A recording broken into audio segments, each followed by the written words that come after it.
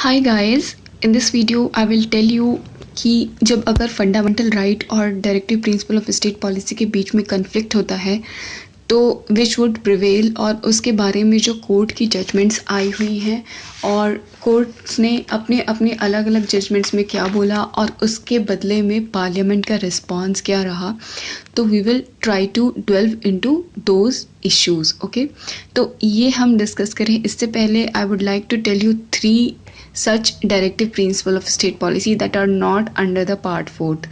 मतलब ऐसे भी कुछ आर्टिकल्स हैं कॉन्स्टिट्यूशन में जो कि आपके पार्लियामेंट को डायरेक्ट करते हैं कि वो इस तरह के लॉज बना के आए कि इन प्रिंसिपल्स को उसमें जगह मिले, लेकिन वो directive principle of state policy under part 4th mention नहीं है। ऐसे कौन से आर्टिकल हैं? ऐसे मेनली 3 आर्टिकल्स हैं। You can see on your screen. I will zoom it out so that you can see it in a better way.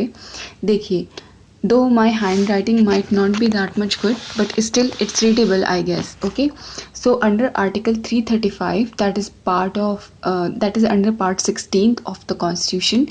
तो उसमें जो है शेड्यूल्ड कास्ट और इसमें शेड्यूल्ड कास्ट के जो SC और शेड्यूल्ड ट्राइब्स के जो क्लेम्स हैं to the right to services. Okay, so in claims में जो है the claim of the members of the scheduled caste and the tribes as well shall be taken into consideration, और उनकी maintenance के लिए और एडमिनिस्ट्रेशन एफिशिएंसी में इस चीज़ का अच्छे से ख्याल रखा जाए कि उनको प्रॉपर रिप्रेजेंटेशन मिलता है शेड्यूल्ड कास्ट और शेड्यूल्ड ट्राइब्स को। तो उसके लिए इंस्ट्रक्शन दी है अंडर आर्टिकल 335 में पार्लियामेंट को। और what part it is part 16 of the constitution. Now talking about article 350 under part 17, ये जो आपका आर्टिकल है, it says that कि जो इंस्ट्रक्शन है वो बच्चे को जो स्कूल लेवल पे दिए जाते हैं वर्नाकुलर में यानी कि मदर टंग में दिए जा सकते हैं। ठीक है, तो इसके लिए भी ये भी डायरेक्ट किया गया है पार्लियामेंट को दैट कि ये हर स्टेट की जिम्मेदारी है, लोकल अथॉरिटी की जिम्मेदारी है कि उस पर्टिकुलर स्टेट में एडिक्वेट फैसिलिटी प्रोवाइड की जाए ताकि मदर टंग में प्राइमरी स्टेज ऑफ एजुकेशन में बच्चे को उसकी मदर टंग में इंस्ट्रक्शन दिए जा सके। और वो लिंग्विस्टिक माइनॉरिटी का अगर बिलोंग करता है, ठीक है, क्योंकि लिंग्विस्टिक माइनॉरिटी जो है उसमें उस लैंग्वेज को भी प्रिजर्व करने का इंस्ट्रक्शन दिया गया है सरकार को। इसीलिए under article 350 under the part 17 of the constitution vernacular mother tongue को प्रिजर्व करने का इंस्ट्रक्शन भी सरकार को दिया गया है। Now talking about the next instruction that is out of the part 4th, that is under part 17 article 351।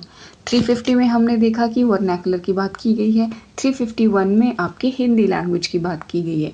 Hindi language की बात करते हुए सरकार को कहा गया है कॉन्स्टिट्यूशन में कि ये जो है यूनियन की जिम्मेदारी है कि वो हिंदी लैंग्वेज को प्रमोट करे, डेवलप करे, जिससे कि इसको एक मीडियम ऑफ एक्सप्रेशन की तरह बढ़ावा मिल सके, कंपोजिट कल्चर का पार्ट बन सके India. Okay, so this is mentioned under article 351 in part 17। I hope it is clear now and we can move forward and talk about the cases and the conflict between FR and DPSP। So first of all, जो ऐसा सबसे पहला case आया था वो था आपका चंपाकम दुराई राजन, और ये केस आया था आपके 1951 में। ठीक है, और इसमें ये बोला कोर्ट ने कि फंडामेंटल राइट और DPSP के केस में कोई कन्फ्लिक्ट होता है तो fundamental right would prevail, means fundamental right को ज़्यादा प्रायोरिटी दी जाएगी over the directive principle of state policy. Okay, now जो directive principle of state policy को सबऑर्डिनेट कर तो दिया गया फंडामेंटल राइट के नीचे, लेकिन जो फंडामेंटल राइट है वो जो है उसको अमेंड ज़रूर किया जा सकता था to implement directive principle of state policy. और ये जो सुप्रीमेसी दी गई फंडामेंटल राइट को, दैट इज़ कि अगर कन्फ्लिक्ट पैदा होता है, मतलब directive principle of state policy हम बना रहे हैं, उसको इम्प्लीमेंट करने की कोशिश कर रहे हैं लॉ बना के, तो उसमें कोई फंडामेंटल राइट अब्रज हो रहा है, तभी जो है फंडामेंटल राइट को सुप्रीमेसी दी जाएगी। लेकिन कोई कन्फ्लिक्ट है ही नहीं तो आप फंडामेंटल राइट को अमेंड कर सकते हैं, उसमें कुछ चीज़ें ऐड कर सकते हैं जिससे कि आप DPSP को इम्प्लीमेंट कर सकें। तो FR could be amended under this Champakam Durai Rajan case of judgment 1951. So it said that FR could be amended for implementing DPSP. I hope you are clear with the concept now. And इस judgment के बाद सरकार ने इस response में first amendment act, fourth amendment act और seventh amendment act के तहत कुछ directive principle of state policy को इम्प्लीमेंट किया था by bringing some laws. Okay, now this case is quite clear. This is one of the landmark cases when it comes to DPSP. अब इसके बाद क्या हुआ, इसके बाद सीक्वेंस में अगर हम जाएं तो फिर इसके बाद गोलकनाथ जजमेंट आया 1967 में, और this is a very landmark judgment. It is very much important for polity students. और इसमें ये जजमेंट दिया गया कि जो फंडामेंटल राइट हैं they are sacrosanct in nature और इनको हम अमेंड नहीं कर सकते, ऐसा सुप्रीम कोर्ट ने ये जजमेंट दिया. सो इसके अकॉर्डिंग जो है फंडामेंटल राइट जो है बहुत रिजिड पार्ट है कॉन्स्टिट्यूशन का और उसको आप अमेंड कर ही नहीं सकते जब आप डीपीएसपी को उसकी इम्प्लीमेंटेशन की बात करते हैं. तो ये जो है it angered the parliament and it made parliament to delve into whatever kind of ways possible कि वो उनकी सुप्रीमेसी कहाँ रही अगर वो फंडामेंटल राइट को अमेंड नहीं कर सकते. तो इसके रिस्पॉन्स में गोलकनाथ केस के जजमेंट के रिस्पॉन्स में पार्लियामेंट लेके आई आपके 24th और 25th अमेंडमेंट. अभी 24th और 25th अमेंडमेंट क्या है? 24th अमेंडमेंट में सरकार ने क्या किया? 24th अमेंडमेंट के अंडर सरकार ने कहा कि पार्लियामेंट को पावर है, ठीक है, कि वो फंडामेंटल राइट को अमेंड कर सकते हैं by bringing in constitutional amendment, ठीक है, via constitutional amendment. If you are not able to figure out my handwriting, I'm really sorry for that, but I hope you are able to listen to me and figure out what I am trying to make you understand. Okay, now moving forward and talking about 25th amendment that the parliament brought in for, or you can say 25th amendment that was brought in response to Golaknath judgment. तो इसमें सरकार ने बोला कि हम जो हैं article 39 का बी और सी पार्ट जो है, ठीक है, वो उसको इम्प्लीमेंट करने के लिए आर्टिकल 39 बी और सी क्या है? डीपीएसपी है. और अगर आपने वो ट्रिक वाली वीडियोस देखी हुई हैं जो कि ट्रिक टू रिमेंबर डीपीएसपी है, that is one of the most popular videos on our channel, तो वो आप देख सकते हैं अगर आपको आर्टिकल मेमोराइज करने में दिक्कत हो रही है. तो आर्टिकल 39 बी और सी को हम इम्प्लीमेंट कर सकते हैं, ऐसा बोला पार्लियामेंट ने. और उनको जो है कोर्ट वॉइड या नल डिक्लेयर नहीं कर सकती कि ये कह के कि वो आर्टिकल 14, 19, 31 का वायलेशन करते हैं. तो इसमें क्या हो रहा है कि पार्लियामेंट ने अपने आप को खुद को पावर दे दी कि हम जो हैं आपके इस डीपीएसपी को 39 बी और सी को इम्प्लीमेंट करने के लिए हम आपके उसको वो आपके फंडामेंटल राइट को अब्रिज कर सकते हैं और आप हमें कोर्ट में नहीं बुला सकते कि आप ये कह के बुला लें कि आर्टिकल 14 और आर्टिकल 19 और आर्टिकल 31 का आपने वायलेशन किया है, इसीलिए ये डीपीएसपी का इम्प्लीमेंटेशन नल है. ऐसा हम होने नहीं देंगे. ऐसा बोला किसने? पार्लियामेंट ने, under which amendment act? 25th amendment act का फर्स्ट पार्ट, ठीक है. तो अब आपको कन्फ्यूजन हो रहा होगा, ये नंबर्स देख के दिक्कत लग रही होगी, लेकिन कोई बात नहीं, हम इसको भी सुलझा देते हैं. देखिए 39 आर्टिकल जब आपने याद किया था तो आपने कैसे याद किया था? LDC goes to PHC. मतलब उसमें क्या था? लाइवलीहुड की बात की गई थी, डिस्ट्रीब्यूशन इक्विटेबल होना चाहिए रिसोर्सेज का, और कॉन्सेंट्रेशन ऑफ वेल्थ नहीं होना चाहिए, ठीक है. ये I am telling you by ABC ऐसे, ठीक है. तो लाइवलीहुड, डिस्ट्रीब्यूशन, कॉन्सेंट्रेशन और आपके जो है हेल्थ, जो P फॉर इक्वल पेमेंट होना चाहिए for main and women for equal amount of work, and आपकी हेल्थ केयर की बात की गई थी. फिर चिल्ड्रन के जो है न्यूट्रिशन की बात की गई थी, ठीक है. तो इसमें A क्या था? लाइवलीहुड, L फॉर लाइवलीहुड, और D और C जो होते हैं वो होते हैं आपके B और C, ठीक है. 39 का B और C पार्ट. अगर still you are confused, though I have tried my best to make you understand, even though you have not watched the trick videos, I strongly recommend you to watch the trick videos so that you can figure it out without trying to being confused. So 39 B और C का जो है हम उसको implement कर सकते हैं DPSP को, और आप हमें कोर्ट में नहीं बुला सकते. ये क्या है कि आपने आर्टिकल 14 क्या है? आर्टिकल 14 है आपका equality before law, right, if I am not wrong, या इक्वालिटी बिफोर लॉ। और आर्टिकल 19 क्या है, freedom of speech and expression and you know like वो एक जगह से दूसरी जगह जाके रिसाइड करने का राइट, और उसमें बहुत सारे राइट्स आते हैं, फ्रीडम ऑफ असेंबल और ये सब चीज़ें आती हैं, ठीक है। और आर्टिकल 31 उस टाइम पे, अब ये रिपील हो गया है, लेकिन उस टाइम पे आर्टिकल 31 होता था एक राइट टू प्रॉपर्टी, मतलब लोगों को प्रॉपर्टी होल्ड करने का अधिकार था। तो ठीक है, तो इन 3 आर्टिकल्स के वायलेशन के बेसिस पे आप हमें कोर्ट में चैलेंज नहीं कर सकते ये कह के कि आपने इन राइट्स का वायलेशन किया है, इसीलिए आप 39B और C को इम्प्लीमेंट कर रहे हैं, तो आपका वो वॉइड हो जाएगा। ऐसा नहीं होने देंगे हम, ऐसा कहा पार्लियामेंट ने 25th अमेंडमेंट एक्ट में।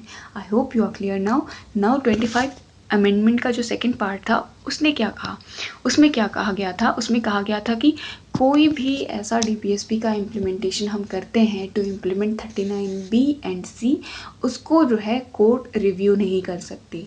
तो कोर्ट का जुडिशियल रिव्यू का जो पावर है वो एब्रोगेट करने की कोशिश की किसने, पार्लियामेंट ने। अब आपको क्या लगता है कि 25th अमेंडमेंट एक्ट के थ्रू ये 39B और C को इम्प्लीमेंट करने की कोशिश कर रहे हैं, वो तो ठीक है, लेकिन वो जुडिशियल रिव्यू का पावर कोर्ट से ले रहे हैं, तो कोर्ट चुप तो नहीं बैठेगी, ऑब्वियस सी बात है। तो कोर्ट ने नेक्स्ट क्या किया उसकी हम बात कर लेते हैं।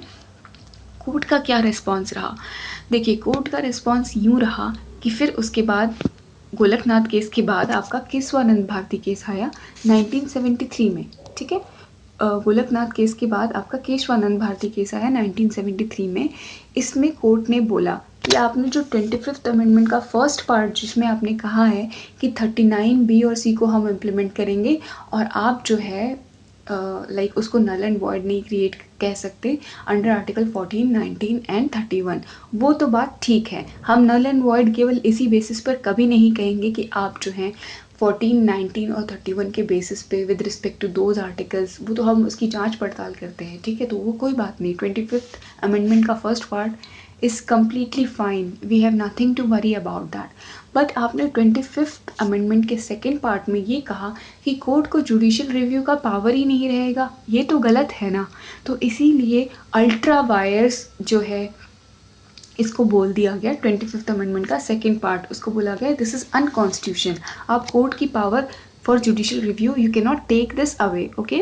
सो थर्ड केस जो आपका जो तीसरा केस आया, पहला हमने केस देखा था चंपाकम दुराई राजन, उसमें फंडामेंटल राइट्स को सुप्रीमेसी दी गई थी। फिर सेकंड केस आया, उसमें बोला गया गोलकनाथ केस में कि आपको फंडामेंटल राइट आप अमेंड कर ही नहीं सकते हैं because it is sacrosanct in nature. उसके रिस्पॉन्स में कोर्ट आपकी पार्लियामेंट लेके आई 24th अमेंडमेंट एक्ट और 25th अमेंडमेंट एक्ट, ठीक है। 24th अमेंडमेंट एक्ट में वो क्या कह रहे थे 24th अमेंडमेंट एक्ट में कि पार्लियामेंट को कॉन्स्टिट्यूशनल अमेंडमेंट के थ्रू पावर है आपके DPSP को इम्प्लीमेंट करने की, और 25th अमेंडमेंट में उन्होंने कहा कि हम 39B और C को इम्प्लीमेंट कर सकते हैं और आपका केवल आर्टिकल 14, 19 और 31 के बेसिस पे आप हमें कोर्ट में क्वेश्चन नहीं कर सकते। और 25th अमेंडमेंट के सेकंड पार्ट में उन्होंने कहा कि कोर्ट में कोर्ट जो है जुडिशियल रिव्यू का पावर नहीं रखती है हमें चैलेंज करने के लिए।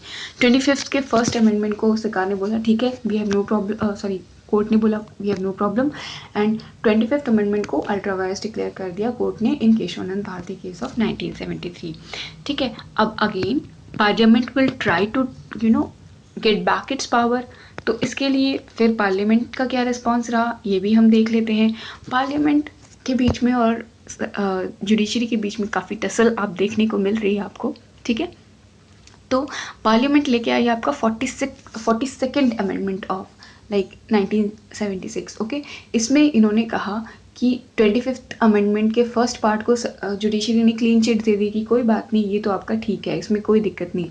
तो पहले वो क्या कह रहे थे पार्लियामेंट कि 39B और C को हम इम्प्लीमेंट करेंगे, ठीक है, तो उसके लिए आप क्वेश्चन नहीं कर सकते। लेकिन उसके बाद 39B एंड C के अलावा और भी DPSP को इस 25th अमेंडमेंट के पार्ट में ऐड कर दिया गया, ठीक है। आपका डाउट क्लियर हो गया। और इसमें जो है 42nd अमेंडमेंट के थ्रू लीगल प्राइमेसी और सुप्रीमेसी दे दी गई DPSP को over the fundamental rights given under article 14, 19 और 31। मतलब 42nd अमेंडमेंट में एक तो पहली बात DPSP का नंबर बढ़ा दिया कि सारे DPSP को इम्प्लीमेंट करने के लिए हम जो है लॉज लेके आ सकते हैं, और साथ साथ में ये बोला कि हमारे लिए जो DPSP का जो प्रायोरिटी है, DPSP की जो इम्पोर्टेंस है, they are more important to be implemented rather than we have to take care of article 14, 1931। Article 14, 1931 violate होते हैं तो हो जाएं, हम DPSP को इम्प्लीमेंट कर रहे हैं एंड हमने वो अपने ऐड कर दिया है, ठीक है। तो ये चीज़ जो है 42nd अमेंडमेंट के थ्रू आपकी गवर्नमेंट लेके आई, ठीक है। तो आई होप आपके जो आप ये कंसेप्ट जो है क्लैरिटी के साथ समझ रहे हैं। और इसके बाद आपको क्या लगता है कि कोर्ट ये लीगल प्राइमेसी और सुप्रीमेसी जो DPSP को दी गई है ओवर आर्टिकल 14, 19 और 31, ये क्या कोर्ट जो है वो इस पर चुप बैठेगी? नहीं बैठना चाहिए, राइट। तो उसके बाद आपका मिनर्वा मिल्स केस आया। मिनर्वा मिल्स केस 1980 में सरकार ने इससे पहले सरकार ने 42nd अमेंडमेंट एक्ट के थ्रू लीगल प्राइमेसी दे दी गई DPSP को, ठीक है। तो मिनर्वा मिल्स केस में इस चीज़ को चैलेंज किया गया और ये जो लीगल प्राइमेसी दी गई थी DPSP को ओवर FR यानी कि फंडामेंटल राइट्स, वो ख़त्म कर दी गई और बोला गया कि ये जो लीगल प्राइमेसी आपने DPSP को दी है दैट इज़ अल्ट्रा वायर्स और अनकॉन्स्टिट्यूशनल, ठीक है। And again DPSP was made subordinate to fundamental rights, ठीक है। लेकिन फंडामेंटल राइट को अमेंड किया जा सकता है to make implementation of DPSP, ठीक है। तो इस मिनर्वा मिल्स केस में कोर्ट ने एक बहुत ही ब्यूटीफुल बात बोली थी जो हम कोट कर सकते हैं, जो directive principle of state policy है और जो आपका फंडामेंटल राइट है, they are like two wheels of a chariot. तो उसके बीच में बैलेंस मेंटेन करना सरकार का काम है। आप किसी एक को दूसरे के ऊपर नहीं रख सकते या कोई उससे एक से फास्ट नहीं दौड़ सकता, अदरवाइज जो आपकी व्हील है वो इम्बैलेंस हो जाएगी और आपका जो चैरियट है वो टूट के गिर जाएगा। This was very beautifully written by Minerva Mills case judgment. Okay, so this was all about what happens in case of a conflict between a DPSP and a FAR. सबसे पहले एक बार रिवाइज कर लेते हैं। सबसे पहले हमने देखा चंपाकम दोराई राजन केस, इसमें जो है fundamental rights were made superior to the DPSP। Then Golaknath case came, it said that FR can not be recommended at all. फिर आपका 24th अमेंडमेंट एक्ट आया जिसमें पार्लियामेंट ने खुद को पावर दे दी कि हम DPSP को इम्प्लीमेंट कर सकते हैं।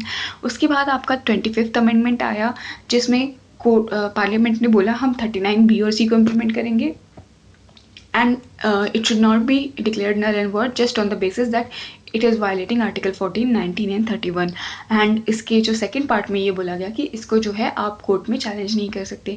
उसके बाद आपका केशवानंद भारती केस आया जिसमें 42nd अमेंडमेंट का जो सेकंड पार्ट है उसको कोर्ट ने अल्ट्रा वायर्स डिक्लेयर कर दिया और कोर्ट ने बोला कि आप जो है हमारा जुडिशियल रिव्यू का पावर हमसे नहीं ले सकते। उसके बाद पार्लियामेंट ने वापस रिस्पॉन्ड किया, वो लेके आए 42nd अमेंडमेंट एक्ट जिसके थ्रू उन्होंने और ज़्यादा DPSP को ऐड कर दिया। 25th अमेंडमेंट के फर्स्ट पार्ट में उन्होंने बोला 39B and C के हम और भी DPSP ऐड कर रहे हैं और इन्होंने बोला कि हम DPSP को फंडामेंटल राइट के ऊपर लीगल प्राइमेसी और सुप्रीमेसी देते हैं, ठीक है। फिर आपका मिनर्वा मिल्स केस जजमेंट आया, उन्होंने ये लीगल प्राइमेसी वाला क्लॉज था जो 42nd अमेंडमेंट का, उसको अल्ट्रा वायर्स डिक्लेयर कर दिया और इसमें उन्होंने बहुत ही ब्यूटीफुल बात कही। वो ये कही कि आपके जो DPSP और फंडामेंटल राइट हैं they are like two wheels of a chariot. That is very beautifully written. So this was all about the whole court cases and the important landmark judgments regarding DPSP and FR. Thank you so much for watching. I hope you like this video and keep watching, keep supporting. Your support means a lot to us and it helps us to grow more, to become more confident about what we are delivering. Thank you so much again.